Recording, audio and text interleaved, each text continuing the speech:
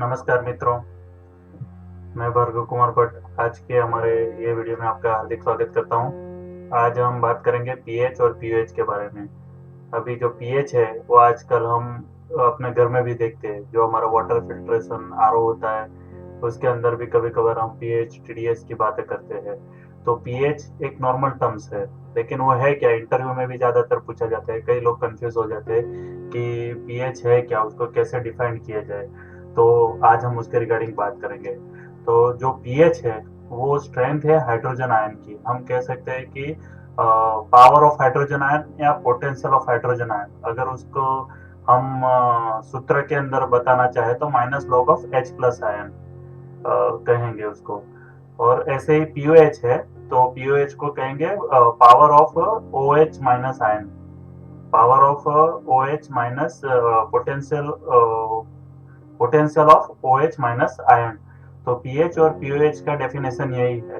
अभी हम पीएच को किसके लिए यूज करते हैं, तो डिफाइन करने के लिए कि वो एसिड है या बेस है या न्यूट्रल है, उसका रिएक्टिविटी एसिड की तरफ है या बेस की तरफ है। तो पीएच का जो स्केल होता है वो 0 से 14 लेकर होता है। कई बार इंटरव्यू में पूछ लेते हैं कि आपके पास पीएच मीटर नहीं है तो आप कैसे पता करेंगे कि एसिड है या बेस है। तो हम लिटमस पेपर से पता कर सकते हैं। और उसका आगे का क्वेश्चन ये भी करते हैं कि क्या लिटमस पेपर से हम पता कर सकते हैं कि वो किस पीएच का है। तो हम एक्यूरेसी से नहीं बता सकते कि उसका पीएच क्या है लिटमस पेपर से, लेकिन वो एसिड है या बेस है या उसका पीएच किसके नजदीक है वो बता सकते हैं। आजकल यूनिवर्सल लिटमस पेपर आने लगे हैं, यूनिवर्सल इंडिकेटर आने लगे हैं। तो इंडिकेटर से भी हम पता कर सकते हैं कि एसिड है या बेस है या उसका पीएच किसके करीब है। जैसे फिनोल्फथालीन ले लीजिए तो 8.3 के करीब आपका होगा तब आपको वो पिंक कलर देता है। तो 14 टू 8.3 तक आपको पिंक कलर देता है। मिथाइल ऑरेंज है, मिथाइल रेड है। तो बेसिक के अंदर 8.3 के डाउन या 14 टू 4 पीएच के करीब वो येलो कलर देता है, फिर वो आपको ऑरेंज कलर देना शुरू कर देता है। तो ऐसे इंडिकेटर से भी हम एसिड है या बेस है पता कर सकते हैं। लिटमस पेपर से भी एसिड है या बेस है पता कर सकते हैं। उसका पीएच अप्रोक्सीमेट पता कर सकते हैं, लेकिन पर्टिकुलर बता नहीं सकते। तो आज यूनिवर्सल इंडिकेटर भी है जिसके कारण हम पता कर सकते हैं कि उसका पीएच किसके बीच में है, लेकिन पर्टिकुलर पता नहीं कर सकते। पीएच एक तरीके से रिप्रेजेंट करता है कि वो कितना स्ट्रॉन्ग एसिड है या स्ट्रॉन्ग बेस है। तो इसके लिए आजकल पीएच का यूज ज्यादा बढ़ गया है। अभी ये जो पीएच है वो पीएच का जो स्लोगन है, आपके पास अगर उसकी मोलारिटी है, कोई भी केमिकल होता है तो उसका मोलारिटी और नॉर्मालिटी से उसका स्ट्रेंथ पता चलता है।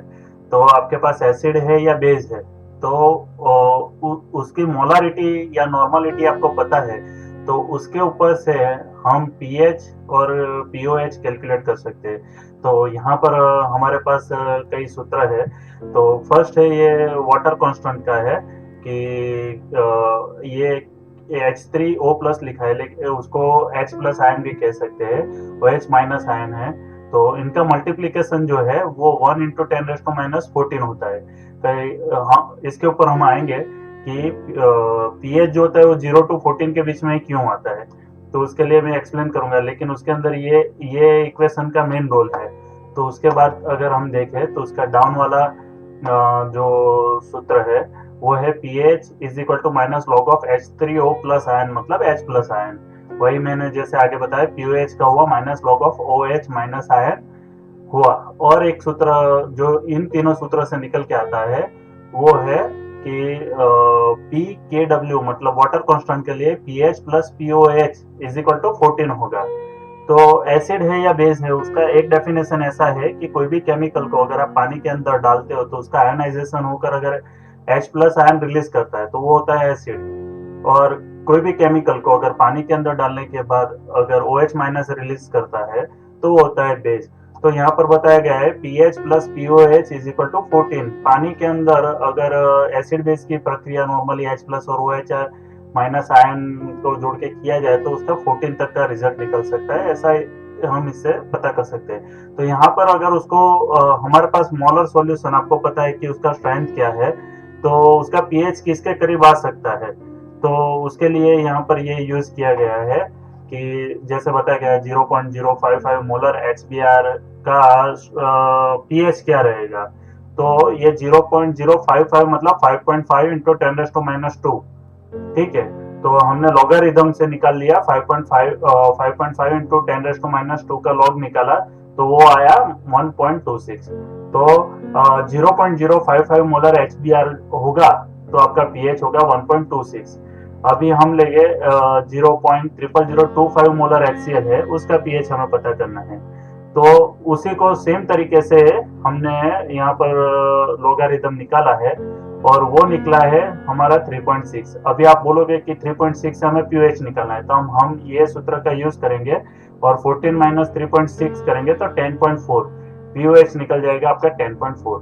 तो उसी तरीके से अगर आपके पास कोई बेस का मोलारिटी है और आपको पीएच निकालना है, तो उसका जो सूत्र है तो minus log of OH minus ion का हम करेंगे। तो यहाँ पर दिया है 0.0035 मोलर, तो उसका हो जाएगा 3.5 इंटू 10⁻³ उसका लॉगरिथम निकालेंगे तो 2.46 होगा।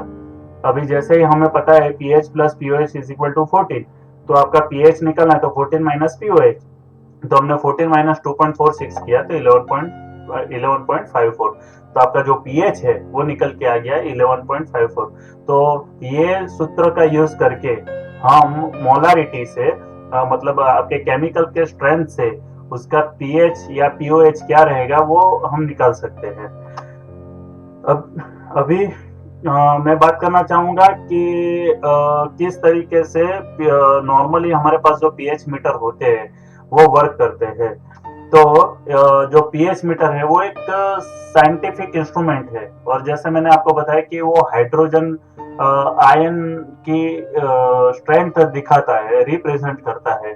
तो जो पीएच मीटर होता है वो पोटेंशियोमेट्रिक चीज पे काम करता है। पोटेंशियोमेट्रिक मतलब जब आयोनाइजेशन होता है, आयनों का विनिमय होता है, तो उस दौरान पे वहां पर इलेक्ट्रिसिटी या हम कह सकते हैं कि माइनर इलेक्ट्रिक एक्टिविटीज होती है, जो जिसको हम मिली वोल्ट के द्वारा नाप सकते हैं। और वो मिली वोल्ट को अगर हम कन्वर्ट करेंगे तो हमें मिलेगा पीएच। तो नॉर्मली जो पीएच मीटर होते हैं वो उस तरीके से वर्क करते हैं, उसके ऊपर भी मैं बात करूंगा। ये सबसे पहले है जो 1909 में पीएच को डिफाइन किया गया था, और इलेक्ट्रोड से पीएच को मेजर करने के लिए 1925 में एक एस्टेब्लिश सिस्टम बनाया गया था। और अक्टूबर 1934 में बैकमैन, ये बैकमैन का बहुत बड़ा रोल है पीएच मीटर को बनाने में और आगे ले जाने के अंदर। तो 1934 में बैकमैन ने अपना सबसे पहला पेटेंट रजिस्टर कराया। ये उसका सबसे पहला जो पीएच मीटर था उसका फोटो है, जो 1937 में उसने यूज करना शुरू कर दिया था। उसने पेटेंट रजिस्टर कराया था 1934 में। और 1960 का जो पीएच मॉडल है बैकमैन का, वो ये इस तरफ दिख रहा है। तो उसने जब 1936 में उसने जब अपना पीएच मीटर सेल के लिए रिप्रेजेंट किया पैटर्न होने के बाद, तो 1937 तक 444 के करीब उसके इस टाइप के इंस्ट्रूमेंट बिके थे। उसके बाद तो मानो बाढ़ सी लग गई। तो पीएच मीटर इतना इंपॉर्टेंट होता है। अभी मिली वोल्ट के हिसाब से हम पीएच कैसे मेजर कर सकते हैं, तो जो इक्वेशन है नेर्निस्ट इक्वेशन करके, उसको अगर 25 डिग्री सेल्सियस के हिसाब से किया जाए तो जो आपका पीएच आउटपुट आता है थियोरेटिकली वो होता है 59.16 मिलीवाट। तो मतलब 59.16 millivolt is equal to 1 pH हम कहेंगे। तो लेकिन थियोरेटिकली और प्रैक्टिकली में डिफरेंस आता है, जो भी साइंस से जुड़े लोग हैं उनको पता है। तो यहाँ पर जो प्रैक्टिकली एक इंस्ट्रूमेंट के ऊपर किया गया है उसका यहाँ पर ब्यौरा दिया गया है। पीएच इज इक्वल टू, जो ये सूत्र है कि pH is equal to 57.14 is equal to 1 pH. तो यहाँ पर ये सूत्र वो दे रहा है pH is equal to 7 minus millivolt divide by 57.14। मतलब आपके पास अगर मिलीवोल्ट है तो आपसे ये सूत्र का यूज करके आप पीएच निकाल सकते हैं। फॉर एग्जांपल आपके पास अगर 57.14 आपका रीडिंग आया है तो आपका पीएच 7 माइनस 57.14 डिवाइड बाई 57.14, तो 7 माइनस 1 इज इक्वल टू 6 हो जाएगा। वैसे ही मान लीजिए कि आपका जो रीडिंग है -57.14 आया है मिली वोल्ट में, तो होगा 7 माइनस 57.14 57 डिवाइड बाई 57.14, तो माइनस माइनस आपका जो रिजल्ट आएगा इधर वो माइनस में होगा, माइनस माइनस प्लस हो जाएगा, तो 7 + 1 करके 8 हो जाएगा। वैसे ये -114 है तो माइनस माइनस प्लस हो जाएगा और यहाँ पर आंसर आएगा 2, तो हो जाएगा 7 + 2 = 9। वैसे ही यहाँ पर 64.2 मिली वोल्ट है, और थोड़ा अलग तरीके का उसने दिखाया हुआ है कि 64.2 मिली वोल्ट है, तो वो कैसे रिप्रेजेंट करता है, तो 7 - 7 64.2 डिवाइड बाई 57.14, तो आपका रिजल्ट आ जाएगा 5.88। तो ये मिली वोल्ट के ऊपर से हम निकाल सकते हैं हमारा पीएच। अभी कई लोगों को क्वेश्चन होता है कि पीएच सिर्फ 0 to 14 के बीच में क्यों होता है, तो मैंने जैसे बताया कि पीएच जो है वो रिप्रेजेंट करता है हाइड्रोजन आयन का। तो 1 मोलर हाइड्रोजन आयन अगर हम इक्वेशन में रखेंगे 1 मोलर, तो उसका वैल्यू 0 ज्यादा नहीं आ सकता है। और उसी की तरह हाइड्रोक्साइड आयन के बारे में हम देखेंगे, तो उसका हम अगर 1 मोलर हाइड्रोक्साइड आयन लेंगे और उसको इक्वेशन में रखेंगे, तो पीएच वैल्यू आएगा 14 से ज्यादा नहीं आ सकता है। तो पीएच वैल्यू जो होता है वो 0 to 14 इसके हिसाब से होता है। तो 0 से कम और 14 से ज्यादा भी पीएच आता है, लेकिन किस कंडीशन में, जब हाइड्रोजन का कॉन्सेंट्रेशन 1 मोलर से ज्यादा होगा तब 0 से डाउन आएगा, और OH माइनस आयन का कॉन्सेंट्रेशन वो 1 मोलर से ज्यादा होगा तो 14 से ऊपर भी पीएच आ सकती है। तो ये है जो हमारा बेसिकली पीएच मीटर होता है, तो वो काम करता है मिली वोल्ट पे, जैसे मैंने आपको बताया, लेकिन उसका इलेक्ट्रोड कैसे काम करता है, तो ये इसके बारे में ब्यौरा दिया गया है। तो इलेक्ट्रोड के अंदर 2 इलेक्ट्रोड होते हैं, एक होता है रेफरेंस इलेक्ट्रोड, एक होता है मेजर इलेक्ट्रोड, ठीक है। और उसकी जो रचना होती है वो मोस्टली मतलब ग्लास से होती है, और ग्लास कंडक्टिव नहीं होता है, वो आयनाइजेशन नहीं करता है, लेकिन उसका जो सबसे नीचे का पार्ट है, ये एक बॉल टाइप का पार्ट रहता है, वो एक मेम्ब्रेन की तरह कांच होता है, मेम्ब्रेन कांच होता है। आपको पता ही होगा मेम्ब्रेन क्या होता है। मेम्ब्रेन कई चीजों को ही अलाउ करता है अंदर आने के लिए, बाकी के नहीं करता है। जैसे ही हमारे खिड़की पे मच्छरदानी रहती है ना, वैसे ही मेम्ब्रेन मच्छरदानी मच्छरों को अंदर आने नहीं देता है, बाकी हवा को अंदर आने देता है। वैसे ही ये बल्ब मेम्ब्रेन जो होता है वो पर्टिकुलर एक्टिविटीज करता है, वो हाइड्रोजन का विनिमय करने में प्रॉब्लम फेस नहीं करता है।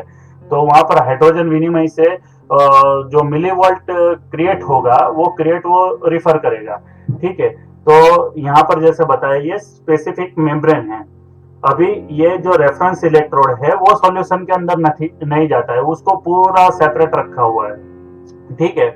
उसके अंदर सिल्वर क्लोराइड या कैलमल क्लोराइड, मतलब एक स्टैंडर्ड सॉल्यूशन भरा होता है। स्टैंडर्ड क्या होता है कि जिसका अमाउंट और जिसकी स्ट्रेंथ आपको पता है, मतलब उसका A to Z आपको पता है, तो उसको बोलेंगे हम स्टैंडर्ड। तो यहाँ पर भरा होगा, तो उसकी वजह से ये रेफरेंस इलेक्ट्रोड कहा जाएगा, स्टैंडर्ड इलेक्ट्रोड कहा जाएगा, और ये जो पार्ट है आपका वो मेजर करेगा।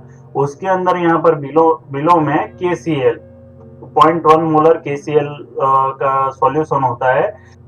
ये इलेक्ट्रोड आपके सॉल्यूशन में डालने से आपको पीएच बताएगा। ये रेफरेंस के रिगार्डिंग मिली वोल्ट में वो रिजल्ट जनरेट करके रीडर को भेजता है, वो कैलकुलेट करता है और वो आपको शो करता है।